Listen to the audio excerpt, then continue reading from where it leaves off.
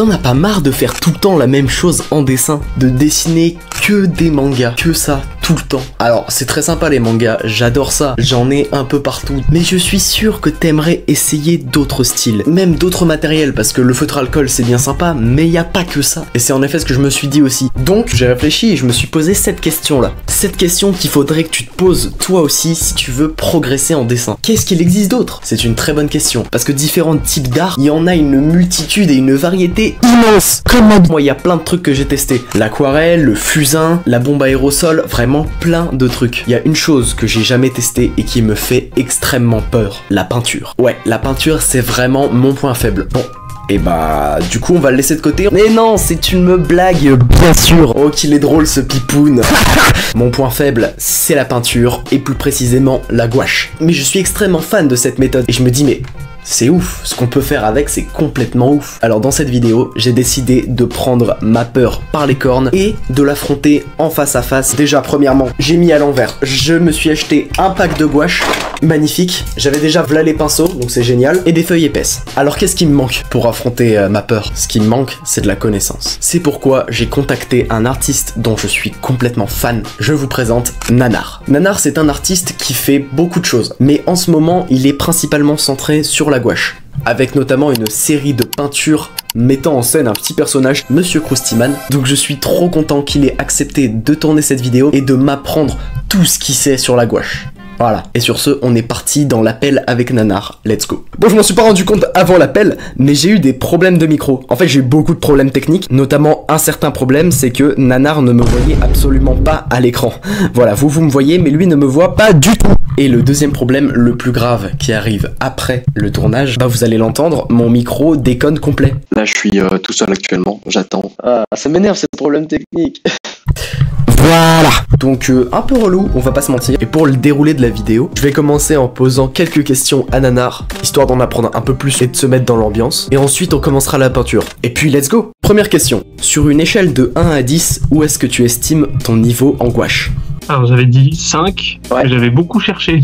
Maintenant j'ai la réponse, donc c'est bon. Ouais. Non, je dis 5 parce que je suis content de ce que je fais, ouais. Mais j'ai envie d'apprendre à être plus à l'aise et aussi être moins précis parce que je suis très perfectionniste. Ouais. Mais le fait à la peinture d'être un peu plus libre, c'est quelque chose que j'aimerais atteindre en tout cas. Question numéro 2. Est-ce que la gouache c'est ton matériel préféré? Actuellement 100%, mais on en a parlé du coup de changer de matériel de temps en temps, c'est vraiment super instructif et positif. Moi pendant longtemps je faisais beaucoup des dessins au pro marqueur sur du papier craft. Ouais. C'est vraiment ce que j'ai fait pendant plusieurs années, je me régalais vraiment avec ça. Ok. Mais là du coup depuis le fin 2023 je me suis mis à la gouache en autodidacte, ouais. Et clairement je regrette presque de pas l'avoir fait plus tôt en fait, parce que je me régale vraiment avec ce médium là, et ce que je suis en train d'apprendre avec la gouache, je suis sûr que ça me servira plus tard avec les pro marqueurs. C'est quoi tes principales sources d'inspiration? La nature et le cinéma, parce que chaque façon de réaliser de différents réalisateurs, chaque plan peut être une véritable œuvre d'art. Ouais. Et moi je suis très cinéphile, je regarde à peu près un film par jour et souvent j'ai envie de faire des captures d'écran de plein de scènes de films parce que c'est juste sublime et ça donne envie de les peindre. Ce que j'avais fait d'ailleurs avec Le Sommet des Dieux et films. Oui. Et la nature parce que c'est juste sublime quoi. Il y a tout autour de nous et ouais. Comment dire, c'est comme un tableau qui évolue constamment et que tu regardes le paysage, tu le regardes 10 fois dans l'année, à chaque fois il est différent et c'est incroyable. Quatrième question. Quels sont tes artistes préférés? Bien. On était là, je venais de te parler d'Alex Alice. Exactement. Qui est l'auteur de cette série de bande dessinée qui pour l'instant est en 6 tomes. C'est un artiste qui fait toutes ses planches à l'aquarelle en format gigantesque, mais de faire une BD de ce style-là uniquement en tradi, c'est vraiment bluffant. Et en plus l'histoire est passionnante. Regarde-moi ces cases. Non, vraiment chaque case est magnifique. Ouais, et puis comme je te dis, dans cette BD, c'est vraiment super complexe parce que t'as plein de véhicules spatiaux avec des montgolfières, des vaisseaux et tout, mais montrés sous des angles super variés. Ouais. Pareil t'as notamment un super château, mais pareil, il le montre sous plein d'angles différents. Et pour arriver à se repérer dans l'architecture et tout, je sais vraiment pas comment il fait, surtout en tradi. C'est un artiste exceptionnel. J'en lis beaucoup moins maintenant, mais je suis très BD. Ouais, donc c'est surtout les artistes de BD que je trouve fou, l'illustrateur qui fait ce genre de folie. C'est juste... Donc là, si je ne m'abuse, c'est du numérique, mais c'est complètement fou. La BD est d'une complexité exceptionnelle. En plus, ils en ont fait 2. T'as des planches de dingo. Là, clairement, en termes d'inspi, c'est fou. Et après, même dans les artistes que je suis sur Insta, il y a des petites pépites, notamment Primsou, très absurde, cartoon, dans un style très plus entre guillemets, mais ça veut pas dire du tout que c'est moins bien. Ouais, tu l'écris comment Primsou, P-R-I-M-S-O-U. Ah ouais, c'est vraiment... petit cartoon comme ça. Ah ouais, non mais c'est typiquement le genre de BD que j'adore lire. C'est des petits strips de 4, 6 cases en général, avec de l'humour parfois un peu noir et donc qui perdent leur tête et qui parler de mes deux auteurs préférés, c'est Midam qui a la série Kid Paddle et Game Over. Ouais, pareil, je suis lui qui a clairement inspiré mon style. Il a un style incroyable. Mais j'ai recopié des dizaines de pages de lui quand j'étais ado, et vraiment, il a beaucoup inspiré ma façon de dessiner des personnages. Moi pareil, je lisais ça quand j'étais tout petit, je lis ça encore en fait, c'est vraiment une de mes BD préférées. Fabrice R. Ah oui, moins connu, mais non, je connais aussi. Plus connu. C'est les deux Fabrice. Oui, bah là c'est Fab Caro qui a scénarisé ça. Ouais, et du coup les dessins c'est Fabrice Herré. Ouais, c'est ça. Ok. Et j'ai découvert lui à Angoulême, je le connaissais pas du tout. J'étais une seule fois au festival d'Angoulême en 2019. Ouais. Je connaissais pas du tout. Je vois les tomes 1 de cette BD sur les étalages. Je l'ouvre, je lis une page, je suis au sol. J'apprends que le gars est dédicace juste à côté. J'achète mon album, je vais me le faire dédicacer. On passe un moment, j'étais avec mes 2 meilleurs potes, on passe un moment dingue avec ce gars qui est super sympa. Ouais. À l'époque, on était sur BD, on lui montre ce qu'on fait, il nous a donné son avis et tout, il a été trop cool. Ah, trop cool. Et depuis, c'est devenu une de mes références en termes de dessin de personnages. C'est super vivant. Ouais, non, vraiment les dessins, ils sont hyper expressifs. Ouais, voilà, c'est du franco-belge avec les gros nez et tout. Ouais. C'est trop bien. C'est quoi le meilleur support pour commencer la gouache? Oh, le meilleur support, du papier. Moi, j'utilise du 300 grammes. Je trouve que c'est très bien, mais c'est pas très cher, donc je dirais ça. En fait, j'ai jamais essayé d'autres supports pour l'instant. Ça marche. Mais pas en dessous de 300 grammes. Et pour moi, c'est du A5. Je suis plus à l'aise en petit format. Quelle est la meilleure chose à peindre au début? Wow. Déjà, ça dépend de ce qui t'inspire. Parce que pas faux.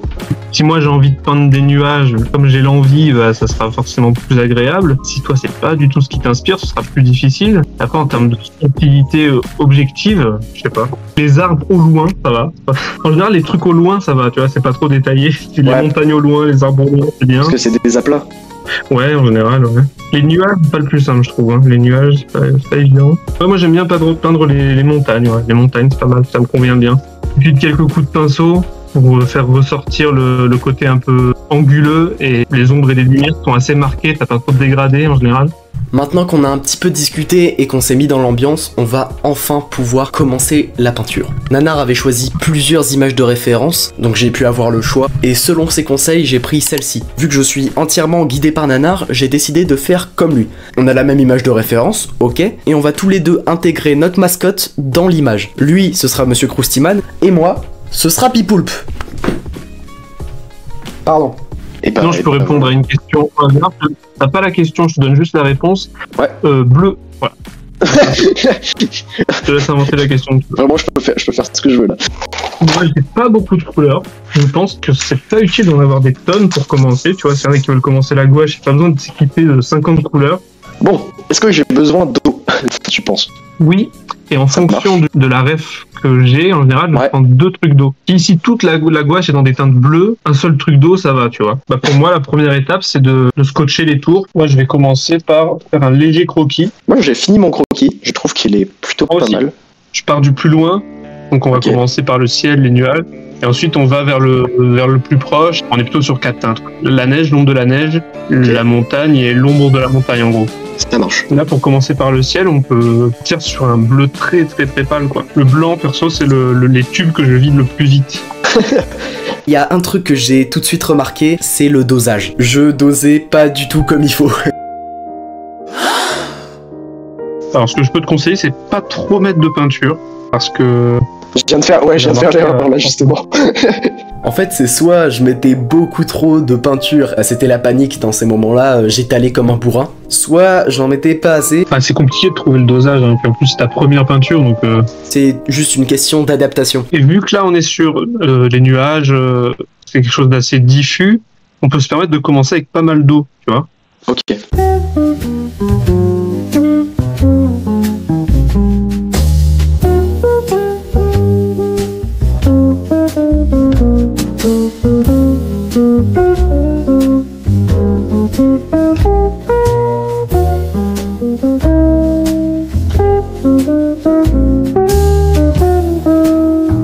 Donc moi, ce que je fais là maintenant, c'est que je vais rajouter un peu du blanc tant que ça va pas trop sécher, ma base.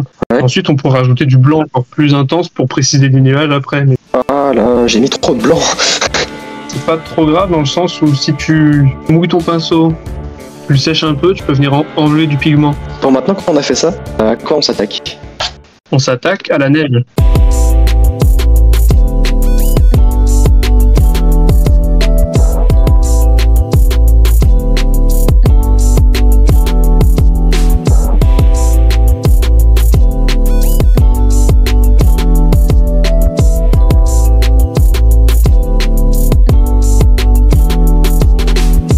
Donc là, on va essayer du coup de faire un bleu légèrement plus foncé, accentuer un peu les ombres de la neige. Deuxième chose un peu chiante que j'ai rencontrée avec la gouache, le séchage. Disons qu'entre chaque étape de ta peinture, tu dois laisser sécher une première couche. Par exemple, si je fais l'arrière-plan, je vais pas m'attaquer au premier plan ou au relief tout de suite, sinon ça va tout se mélanger. Donc ce que Nanar faisait lui, c'est qu'il s'est muni tout simplement d'un sèche-cheveux. Ouais, comme celui-ci là. Donc vous pouvez voir, ça sèche beaucoup plus vite comme ça, c'est pas mal. Moi j'en avais pas. Je sais pas si t'as un sèche-cheveux sous la main, mais là, tu sèches bien ta montagne. Moi, j'ai pas de sèche-cheveux. Donc je soufflais sur ma feuille. Eh non, je déconne, je laissais sécher. Bah là c'était un peu long, mais je laissais sécher. Après, c'est intéressant aussi de peindre dans le sens de ce qu'on peint. Tu vois, par exemple, la pente qui est ici, je vais essayer de faire des coups de pinceau qui vont dans ce sens-là. Je trouve que c'est un carnage. À ce moment-là de la vidéo, j'étais pas du tout satisfait de mon rendu. En plus de ça, face à moi, j'avais l'œuvre de Nanar qui commençait vraiment à devenir incroyable, et j'étais très frustré de pas avoir ce résultat. Heureusement, Nanar était là pour me rassurer. Après, oublie pas que c'est ta première peinture, hein. C'est normal de pas en être satisfait. Et encore une fois, là, je partage ma façon de faire à moi, mais s'il y a des pros de la gouache qui tombent sur cette vidéo, qui trouvent des aberrations, dites-le en commentaire, parce que c'est toujours bon de savoir les erreurs qu'on fait. Exactement. On va passer au rocher. Le but, c'est pas de faire du noir ou du gris, ça va être triste, mais qu'il y ait du bleu aussi dans la roche. Ok, je pense que j'ai la bonne couleur. Et une rapidité exemplaire. Moi, pendant que je parlais, j'ai pas du tout avancé. Donc, ce qu'il faut savoir quand même avec la gouache, c'est que l'humidité a tendance à réactiver ce qu'il y a dessous. Si tu commences à passer beaucoup de couches de sombre là, à l'endroit où tu as mis de la peinture claire, bah, la peinture claire va se réhumidifier et ça va redevenir clair. Ah ouais. Bon, on arrive au troisième problème, la précision. Voilà. Disons que c'est super dur d'après moi d'être précis avec ce matériel-là. À partir du moment où on est habitué à tout faire avec un stylo, un feutre ou un crayon, c'est difficile de tout faire au pinceau. Après, c'est peut-être juste que mes pinceaux puent la merde. Mais vraiment, ça me bluffait de voir la précision de Nanar. Mauvaise nouvelle. Alors que moi, vraiment, j'avais beau prendre le pinceau le plus fin possible, bah les gars, c'est... Une grosse galère, une grosse galère. Donc mieux vaut y aller doucement au début en termes de zone qu'on couvre. Et ce que j'ai pas précisé aussi, c'est que pour ce genre d'étape, il faut pas avoir une peinture trop humide.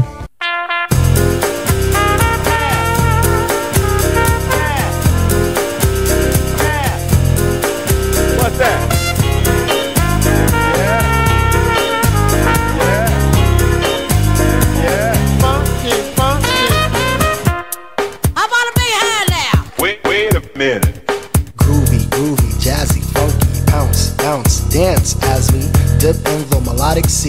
Rhythm keeps flowing and drips to MC. Sweet sugar pop, rocks and pop. You don't stop till the sweet beat drops. I shall improve as I stick and move. Vivid poems recited on top of the groove. Smooth, mind, floating like a butterfly. Notes set afloat, sung like a lullaby. Brace yourself as the beat hits ya. Dip, trip, flip, fantasia. Est-ce que tu es satisfait de ce que tu fais? On va dire à 40%. Ok, bon, c'est déjà bien pour une première gouache. On va dire que de loin, elle rend mieux que de près. Bah, avec la peinture, c'est parfois ça, hein. Mais ça participe aussi à la beauté de l'œuvre. Donc, J'arrive pas aussi à faire des contours nets. encore une fois, être trop parfait, bah, on perd en naturel. Que je veux éviter à tout prix. J'ai envie de tenter une folie, Quel genre? c'est-à-dire de rajouter une pointe de rouge dans le sombre, Ah, pour que ce soit légèrement violacé. Tu vois ce que je veux dire? ouais.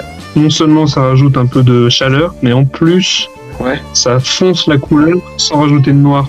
C'est en testant que tu découvres des trucs, après c'est cool. Je suis super satisfait de ce que j'ai fait.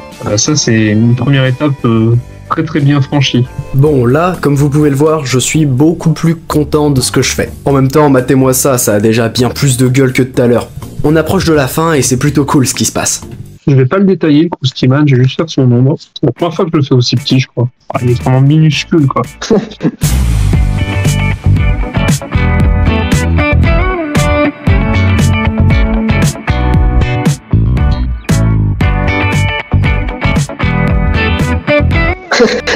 Il est parfait. Écoute, on est où là? Tu fais quoi toi? Là, du coup, j'attends que ça sèche. Franchement, je suis assez content de ce que je suis en train de faire. Moi, j'ai le sentiment d'arriver gentiment au bout. Est-ce que tu veux m'envoyer une petite photo? Ah, bah si, c'est pas mal quand même, je trouve. C'est bien. Je pourrais modifier quoi d'après toi? Du coup, la neige a l'air un peu grise, tu vois. Ouais. C'est pas choquant. Il y a vraiment une ambiance peinture à l'huile. Sur la gauche, j'aime bien. Je sais pas comment je me suis débrouillé pour faire ça. La tienne, elle est incroyable. Ouais, je suis content. On va prendre en tant qu'artiste et être fier de ce qu'on fait. Et j'encourage les différents artistes à le faire. Même s'il y a des imperfections, même si on a encore des choses à apprendre, être fier des étapes qu'on franchit, c'est pas avoir la grosse tête, quoi. On a le droit de... Ouais. Bon, merci énormément d'être venu. J'ai passé un super moment. C'était vraiment avec cool. plaisir, c'est très cool. Mais pour une première, t'as géré. Ah, trop cool. Ça fait plaisir alors. Merci. Bah ouais. Et écoute, à bientôt. Merci beaucoup d'être venu. Merci à toi. Bon, allez, à plus. Salut Internet. Et salut Pipoun. Voilà, on a terminé la gouache. Que ce soit lui de son côté ou moi. J'ai retouché encore et encore jusqu'à ce que ça me convienne plus ou moins, parce que c'est plutôt un mais, voilà. Je vous montre le résultat, c'est parti.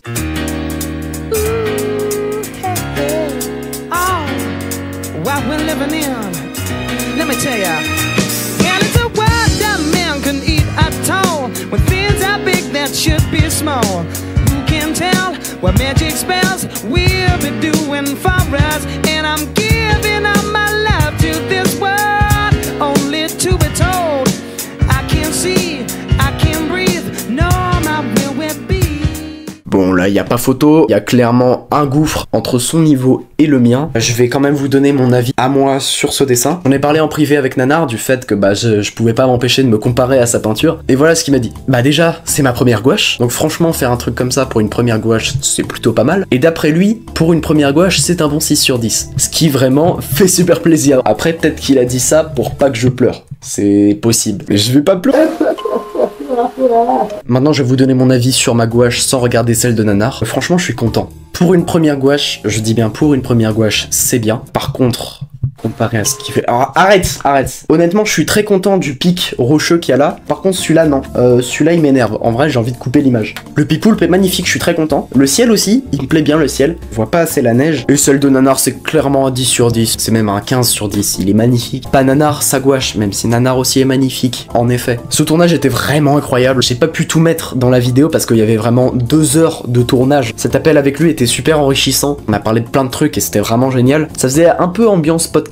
En parlant de podcast, Antodro vient d'en sortir un qu'il a fait avec moi, donc n'hésitez pas à aller l'écouter si ça vous plaît. Foncez tous vous abonner à Nanar, que ce soit sur Instagram ou YouTube, même si il est plus actif sur Insta. C'est le premier épisode d'une série où j'apprends plein de domaines artistiques. Si vous avez des domaines artistiques que vous souhaitez apprendre, voir sous ce format-là, n'hésitez pas à me les proposer en commentaire. J'ai vraiment besoin de votre avis sur cette série. Dites-moi ce que je pourrais améliorer à fond. C'était Pipoun, Pipoulpe, Nanar et Monsieur Croustiman, et je vous dis à plus. Mauvaise nouvelle.